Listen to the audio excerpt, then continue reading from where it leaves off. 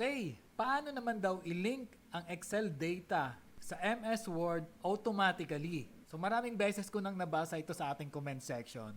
Nalilimutan ko lang. So meron tayong data dito sa Excel na ating ililink sa Microsoft Word. So select natin, halimbawa itong 1 to 5 na to. Then, copy lang natin yan. Control C. Tapos pupunta tayo sa ating MS Word. Alt Tab. Right click lang natin.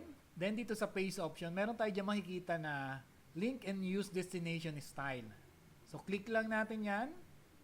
At ito na yung ating Excel data. It is now linked to the Excel original file.